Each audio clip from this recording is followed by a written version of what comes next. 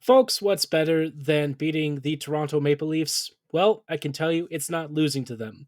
A 4-1 defeat for the Jets after a 4-1 loss to the Montreal Canadiens a little bit ago. It's not been a fun week of Jets hockey. Some bad habits are creeping back in, and Winnipeg is starting to find out just how much it needs to be a little bit more competitive come playoff time. So we'll dive into the Jets game against the Leafs and how this might shape the rest of the season on tonight's episode of Locked On Winnipeg Jets.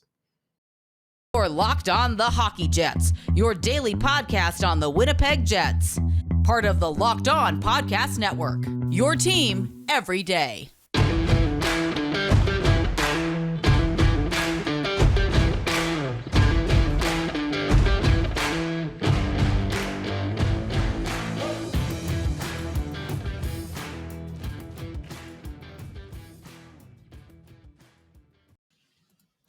Greetings, Jets fans. I am your host, Harrison Lee, an avid Winnipeg Jets fan and an online blogger. Thank you for joining Locked On Winnipeg Jets, part of the Locked On Podcast Network, your team every day.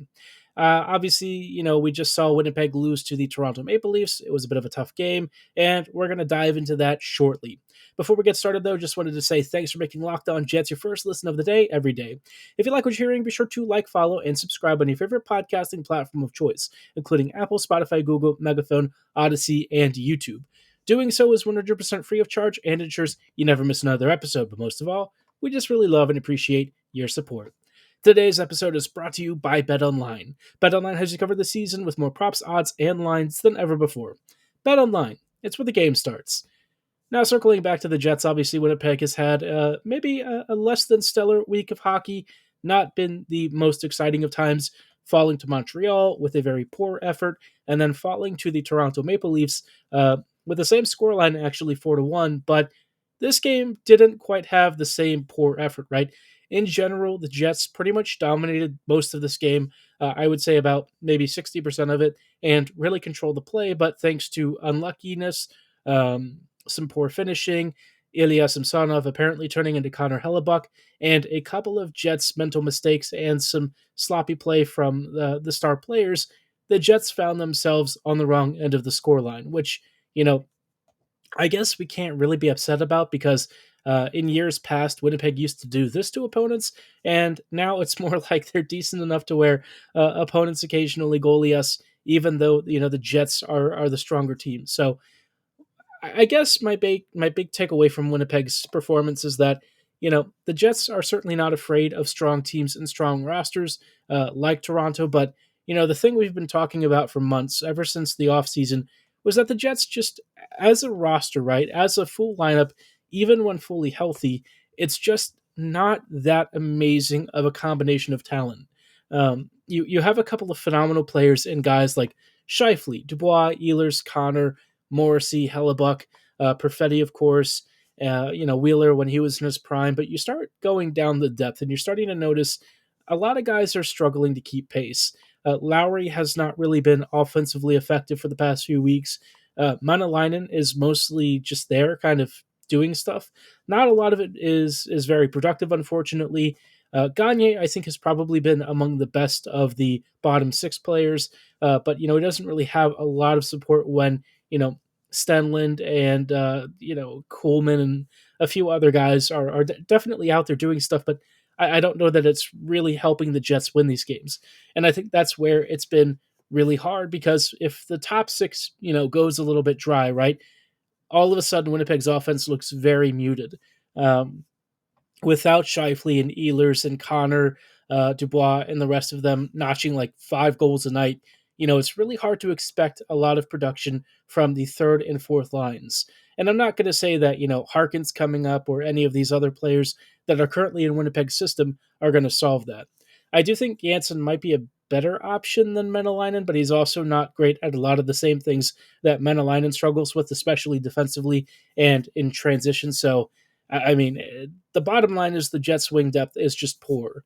Past that top six, you're looking at a wing group that's by and large pretty paint by the numbers. You have some really amazing star talent, but it dies off so quickly. And while a lot of the depth players have really punched above their weight, have tried to contribute and really work hard on every shift, that needed element of scoring skill just isn't there right now. And I think the Jets have really been trying to figure out ways to get around it. And in this game, we saw Bones come up with new lineups and things. He tried to sort of make things, I guess, seem less dire. He had Barron, Scheifele, and Ehlers together at one point, but the reality is the Jets just need to make a trade. That's the end result of it. For as many games as the Jets have won this year, and for as many opponents as they've scored quite a few markers against, you kind of notice it's a lot of the same cast of characters, and that might be true for a lot of teams. But the Jets have a much smaller top end cast of characters than a lot of the like true top contenders, and so I think this game, it's a really frustrating loss because it feels like the Jets were in a really good position to win, but they ended up falling short. And the stuff that they're falling short with, some of it is poor behavior and sloppy plays and stuff. But by and large, I think the single biggest thing is just a lack of talent. We said that at the beginning of the year that there would probably be stretches where you'd ask yourself, where are the goals going to come from? Especially if, say, Scheifele or any of those other stars goes a little bit quiet. You need somebody else to really step up and take those reins. And the Jets just don't have that depth. I think Winnipeg, even at full strength, looks like a team that, quite honestly, should not be in second place or even first place in the Central, right?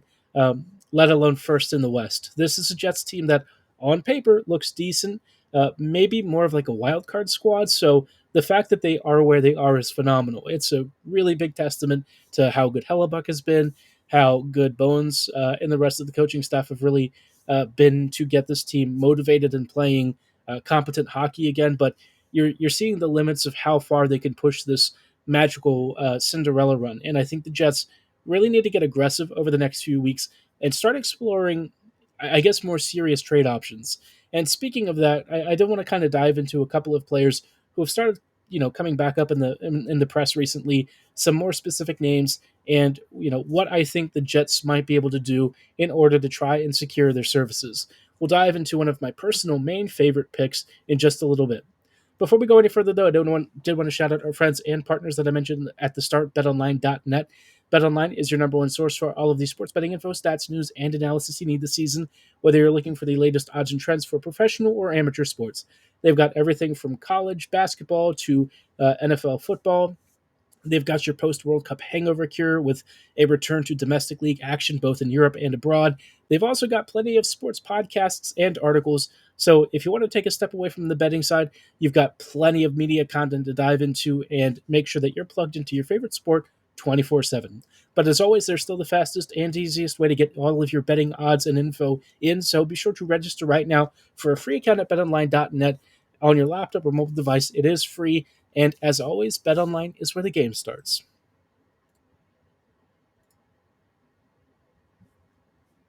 Hello, friends, and welcome back to these thoughts on Locked On Winnipeg Jets. Thanks for making Locked On Jets your first listen of the day every day. We were just talking about a frustrating loss against the Toronto Maple Leafs. We were saying a couple of mistakes from some of Winnipeg's top stars ended up giving guys like Austin Matthews and Mitch Marner easy goals. And then Toronto just kind of sat back and let the Jets really push. The Leafs were not playing particularly well. Winnipeg dominated most of the game, but the central focus of the takeaway is that the Jets just don't have enough scoring talent to supplement, the lack of offense if, say, the top six goes a little bit quiet. And that kind of takes me to one of my main trade targets that I've really been thinking about recently, and that is Timo Meier. Friedman and a few others have been talking about Meier as being a player who may not actually get as much as DeBrincat did when he hit the trade market, which I think is an interesting assumption.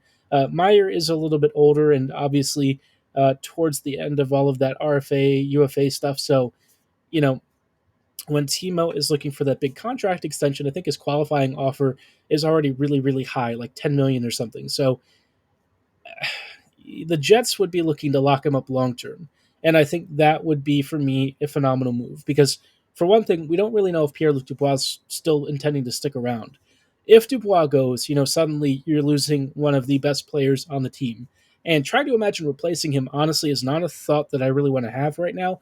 My main hope is that Dubois has kind of seen how tight-knit this team is, how much they've really turned the ship around under Bones, and how things kind of feel like they're finally moving in the right direction, and that has convinced him to stay. But he was recently, I think, in Montreal doing some charity work and stuff, and that for me makes me think that he's still thinking about going back home, and I totally understand that. I respect it, and I think that's totally fine if he does. But for the Jets, right? Obviously not ideal. It's going to be very hard to try and tackle that question of who you bring in. And a guy like Meier is probably one of the few players that I think would really have that level of impact and playmaking ability.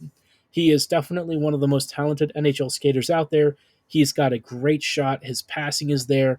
His elusiveness in space is phenomenal. Timo just kind of does it all. And I think, if you're looking at a contract extension, right, a lot of players have maybe been looking, towards the longer term escrow and cap hit situation and realizing that getting that guaranteed money now is probably the best bet. And I think for Timo, if you got him for like 7 years at, I don't know, 8 million, 8.5 million, that's a great contract. Like Timo Meier is going to be phenomenal for the next 4 to 5 years. He might start to tail off as he hits, 31, maybe 32. But the reality is at that point, the Jets' core is already starting to turn over, and Meier might not even be around for the end of that. So I think for me, if I'm the Jets, there's not a lot that I'm not willing to give up for Timo Meier if it comes with an extension. As a rental, I'm less interested. I think Meier for me would be the kind of player that I really want to keep around long term. You could potentially bring him in, and if he doesn't want to stay, trade his rights. But I think the reality is, if you're trading for Meier, the intention is a long term contract, and if the Jets know that ahead of time, that makes the decision a lot easier and a lot more straightforward. But if they don't know that, you start to run into some bigger questions about what is the best path forward. But for me, looking at all of the available options, I mean, there's Connor Garland, who I think would be an interesting fit for the Jets. Garland is kind of one of those middle six to maybe like upper end second liner types. He's got similar elusiveness. He's a bit of a pest. I would kind of describe him as like Marchand light. And I think with the Jets, he would be a really good fit, especially in place of Wheeler or something. You could bump him up to the top six or the third line and run potentially three really good scoring lines. But either way, Garland definitely has a cap hit that's not small, I would say. And he's also got some serious term, right? And it sounds like Vancouver is trying to dump his contract. So in that respect, I think it wouldn't actually take that much to get him. Besser, another player that I think the Jets probably would have some interest in. Brock is a bit of a gamble, and he's got a really big cap hit. But the thing with him is that if he goes to another team, having already put up decent career numbers so far, I think the Jets would be a really good landing spot if he's trying to rebound and turn his career around. Now, whether the Jets want to be that team to do that, I don't know, especially with a somewhat checkered injury history. But at the end of the day, Winnipeg really needs to find goal scoring ability. I don't know that Garland is necessarily a guy who's going to be that kind of finisher. I think he's going to be a really good promoter of offense. I don't know if he's going to raise the shooting percentage of his line. With Besser, I think he potentially could, but I don't know what his shooting ability is like these days and how often he's converting. But looking more at Meier, we all know Meier is just good at everything. So he's kind of like the dream scenario. I would not be surprised if the package for him involved a couple of prospects, a couple of picks, and not small ones either. I'm sure a first is in there somewhere, maybe a second rounder, and like a prospect or two. I know that they were saying he's going to be cheaper than DeBrincat and all, but I don't know. I have a hard time seeing that. But maybe I'm surprised. Maybe the trade package for Meier isn't quite as extravagant. The Jets have been listed as a potential suitor and maybe a potential fit, even if it's not the most natural one. For me, I would love it. I think it would be phenomenal. It would be like a dream come true. I love Timo. I think he's a phenomenal player, but I know that in many ways there's a likelihood that Timo may not be super interested in committing to the Jets. So something to keep an eye on, but all hope is not lost. Maybe Winnipeg can pull a rabbit out of its hat and convince him to join longer term. Now, in a little bit, I do want to dive into some interesting thoughts about the direction of the team as it is right now in terms of like the on-ice performance, and maybe some signs that things are not so good with the Jets, despite past couple of weeks that have been pretty strong. Maybe some bad habits and things that I think the Jets really need to kind of rein back in and get away from. Before we go any further, though, I do want to shout out our friends and partners at Built. A lot of you have heard me talk about Built before, and if you're not really familiar, they've got this wonderful protein bar that's called the Built Bar. And what's great about Built Bars are that they're covered in 100% real chocolate. They've got soft, chewy interiors, and they are really friggin' delicious. They've got amazing flavors like churro, peanut butter brownie, coconut almond, and they taste like their real counterparts. What's awesome is that they're really healthy too. Most are clocking in at maybe 130 calories, 4 to 6 grams of net carbs, and like anywhere from 14 to 17 grams of protein. So this is great for like a meal replacement, maybe a snack before you hit the gym, or just a snack in general, right? You want that candy bar flavor, but you don't want all of the fat and calories that come with it. And that's why Built Bars are awesome.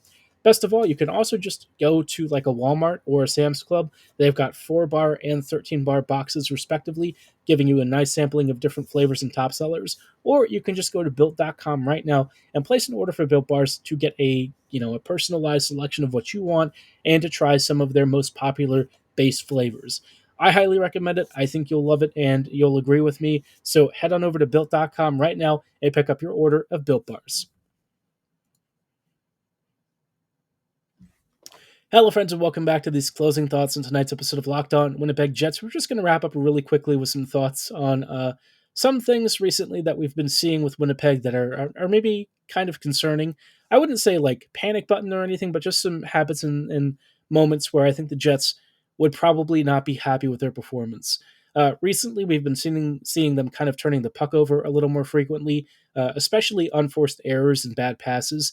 That's always been an issue with this team, but I feel like especially with the Jets trying to chase the game, we've seen some really silly stuff like, against the Leafs on that one power play that Marner scored shorthanded. Scheifele's coming in through the neutral zone, and there's already like a 2 or 3 man stack there guarding it, right? Dubois is kind of on the right wing, pushing into the offensive zone, just barely staying on side. And Scheifele just tries to dangle around like 2 or 3 skaters. And I don't know if he was like in the middle of a pass or something, but he immediately gets picked off and Marner streaks in for a goal. This after Scheifele had already tried to go for like a stick check on Austin Matthews earlier in the game, and instead he got completely posterized and Matthews scored the opening goal. So yeah, just one of those things where the Jets have these habits and moments where you can see, you understand they're pushing for the goal, you understand what they're going for, but it's poor execution, and I think the Jets would agree with that. I think Bones hasn't really been happy with the way things are going. I think that's why he really juggled the lineups recently. I know that the Jets won a few games over the weekend, but you look at how they won it, right? They were probably a little bit fortunate to beat Buffalo. The Pens game was very convincing, but I will say that the Pens recently have been kind of bad, especially relative to their standards. And then the Yotes game was just not great. Actually, at times it was kind of bad. And then the Habs game, Winnipeg was just awful. No two ways around it. They were just bad, bad, bad.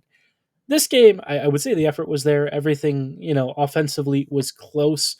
You could say that the Jets were probably unlucky and got goalied, but I think it just highlights when Winnipeg's mental mistakes occur. It's always in really dangerous areas. The Jets end up conceding and really getting punished for it. And Winnipeg has got to find a way to kind of clamp down on those moments. I think this team has a lot of potential. I think it's come a long way, but there's still a couple of moments where you see what the Jets still are in many respects, kind of creeping through, and those habits aren't going to go away. It's going to take time, and I think in the span of a season, we've already seen a lot of change. But I think in order for the Jets to kind of move past it this year, they definitely have to change the roster composition. A lot of the way this team is currently built only emphasizes what is wrong when they're under pressure and the mistakes that they make. So hopefully Chevy is listening. I think he's going to be more aggressive this year than we're used to, but that's also just me hoping.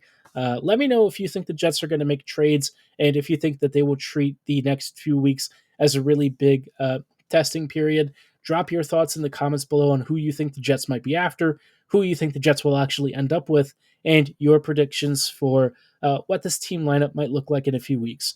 But, of course, for tonight's episode, that is going to be all the time that we have. I thank you so much for making Locked On Jets your first listen of the day every day, and do hope that you enjoyed enough to subscribe. We will see you tomorrow with some fan feedback on how they feel the season is going so far, and get some, ratings and stuff for the coaching staff, how the front office is doing, and all of that. But like I said, for tonight's episode, that's all the time that we have. Thank you so much for listening. Have a great night, and go Jets go.